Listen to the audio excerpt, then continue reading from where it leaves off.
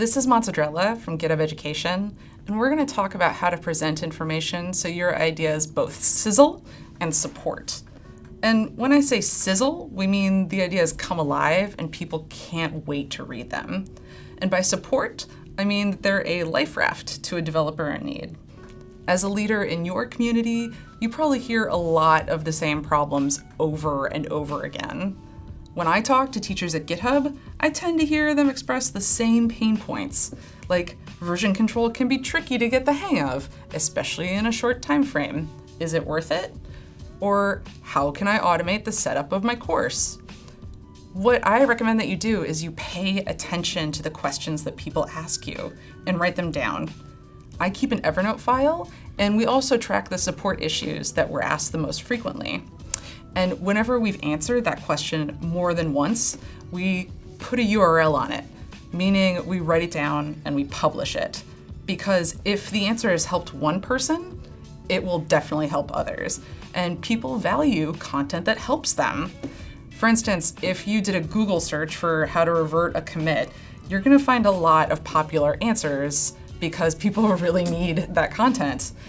That's how you select the ideas that you should present. But the way that you talk about those ideas also matters. To make your ideas sizzle, we recommend a framework called PDF, which stands for Pain, Dream, Fix. And if you've ever seen an action movie with a superhero, you know the formula. The world is basically going to end, or catastrophe is imminent, and that's pain. Our hero has the capacity to intercept evil and change the world, which is the dream, and follow her as she solves all of our problems. That's the fix. Another example of PDF is any ad for a smart home device, because they work really hard to come up with a PDF. So they'll usually go, you're at home and you're cooking and you might have dirty hands. Imagine a world where you can just tell your device to set a timer. Isn't that easy and everything is fixed? So that's an example of PDF that you can point to in the world around you. To connect it to GitHub Education, I keep a list of areas where teachers struggle, and then our blog posts directly address those pain points. For instance, teachers can save time by giving feedback line by line to students in a pull request. And Professor Diacino at Loyola Marymount, he dug up his old grading method before he used GitHub, which took forever. It was written down on a piece of paper and read cat scratch. And we made a GIF comparing the before and after. And first we start the blog process with that painful process, and then we offer the dream of substantive feedback in line. And we give the results, the fix, which is fewer syntax errors. And students see the feedback as more immediate and representative and more helpful to their work. So the takeaways here are: start with a problem space that many people will relate to. Use pain points and imagery to make your solution sizzle. Put a URL on it. Anything that you answer more than once, write it down and share it. Follow the model of pain, dream, and fix. And anything that you write down once, share it everywhere. Once you put a URL on it, you can point folks to the same content over and over again, which makes you an authority on the subject. So say you've written a sizzler of a blog post that really took off, or you gave a conference talk that solved a big problem that a lot of other students have. And how can you tell that you've had a successful piece? Other people are asking you for advice. How does your approach relate to their event, or their blog post, or their school? It's time to make a learning experience to show off what you know. And you may say to yourself, I don't know how to teach things, or I'm not an authority on this matter. Do not despair, fellow Octocats, because there is an entire discipline called instructional design that you can use to make your learning experience great. Folks, I introduce you to the Design for Understanding framework, which is like test-driven development for learning. You wouldn't write code without writing tests first, would you? Same with a learning experience. First, you establish the goals of the experience. We call them learning objectives. Then you set criteria for success. How does someone show that they've mastered something? What evidence will they present? And only then do you choose the activities, content, exercises, and other ways to support students in service of those goals. So all three are in alignment, and you're only going to test the skills that you've identified as goals, and to pass those tests, you'll point to the right content at the right time. And you might say, Mozzarella, that's an awful lot of work. But when you use this framework, the value to the learner is clear, you know exactly what to include, and you're usually building a project-based experience from the start. All right, let's do a quick dip into learning objectives. When I start a course project, I begin with statements like, learners will understand, or learners will master, or learners can, and I usually write 2 or 3 of those per module. Good learning objectives are crisp, clear, and above all, honest. You'll see from this next slide, which is a blockchain curriculum I designed for Chinese engineers, it's pretty clear what people can expect to do, and if the module is relevant for their learning needs. I'm not saying they're gonna be blockchain rock stars because there are a lot of moving parts to understanding distributed ledgers. So with learning objectives, you wanna sizzle, but also be honest. And next step is the test. So when we start thinking about how we know if someone has mastered the material, that's also called the assessment. And assessment is made up of 2 key pieces.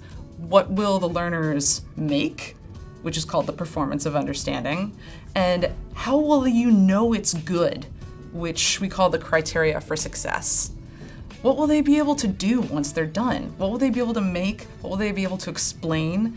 And from there, you come up with the criteria for demonstrating the skill. For instance, I'm going to share some criteria for getting a badge as a new Wikipedian. In order to get this badge, you need to be able to do these very concrete things. And people have either met the criteria or they haven't.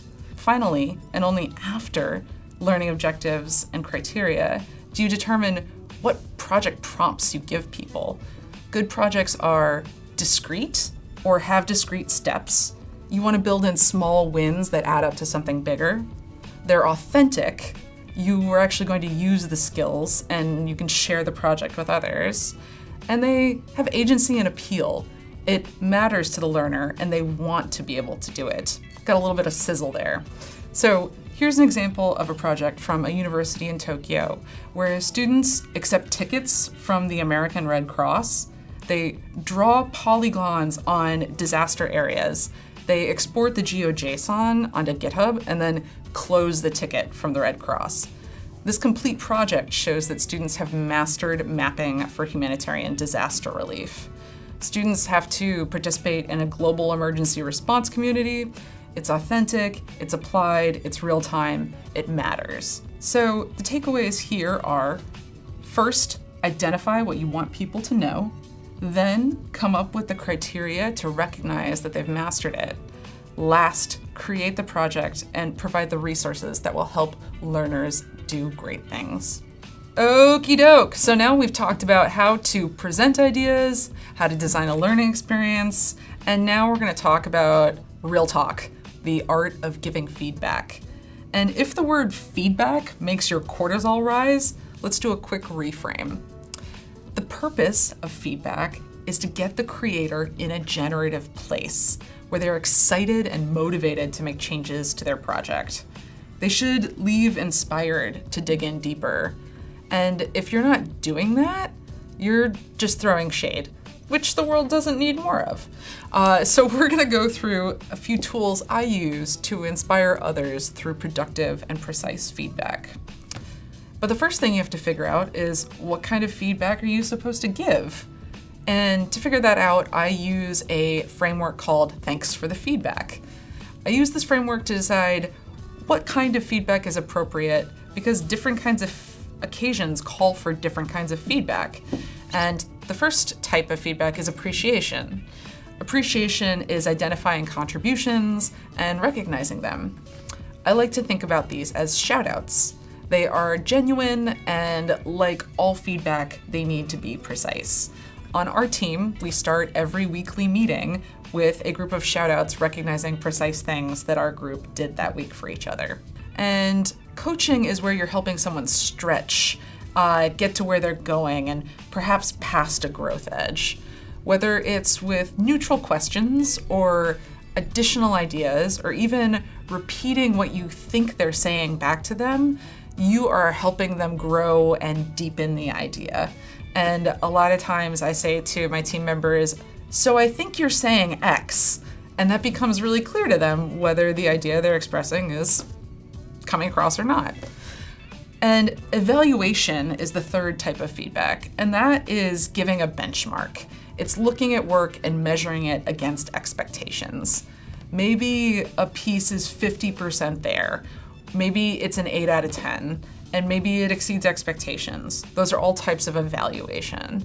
So to be clear about what people need, I sometimes ask, what kind of feedback are you looking for before I start? Which helps focus attention and also set expectations.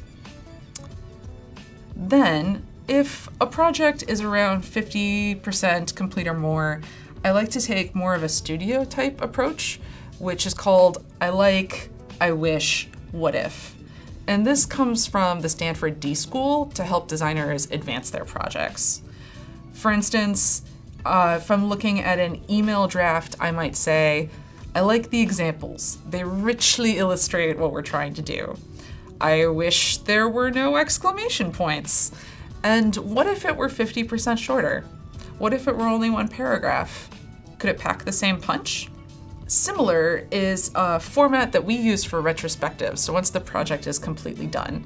And this is a format that I learned from the Scratch team called red, yellow, green. And red means stuff didn't work, yellow means that there are outstanding questions, and green really, really worked. And we usually do this as a group after a big event or a launch, and then we publish the notes as bullet points in the retrospective. An example here is we have one marquee conference a year for teachers. It's called SIGSE, the Special Interest Group on Computer Science Education, and it has a lot of moving parts. There is the actual booth itself, and there's the scheduling of the events, and then there's the number of staff members we have. And after a big event like that, we actually just sit down and very casually say, okay, what were greens? What really worked about it this year? What were the yellows that we still have questions about? And what were the reds and completely didn't work? And I'm not gonna lie, usually we have way more reds than anything else, but that's not a reflection on me or the work. It's a way to make the project better. And when we record all of those reds, I can send it to the event organizer for next year, so the event organizers know what needs to be improved and I don't have to repeat it. And using the red, yellow, green strategy, it gets a lot of voices in the feedback, so the entire team gets to weigh in. It's pretty lightweight, so it doesn't require a lot of setup or structure. And when we do this all at once together with all 10 of us, then it becomes really clear what our expectations for an event are moving forward. And now we have that shared vocabulary and understanding. So a few words in closing about how to take feedback when someone gives it to you. Even more important than defending your work is understanding why someone is saying something about it. Feedback always comes from somewhere, and it's important to know the full meaning of why someone is saying that. So, say someone is calling your project unfocused. It might be because they're misunderstanding the objective of your work, and that's really good information for you to know about making your project better. Feedback is almost always a gift because it takes time. So if you approach it as a gift, you'll leak less energy and frustration, and your project will get better.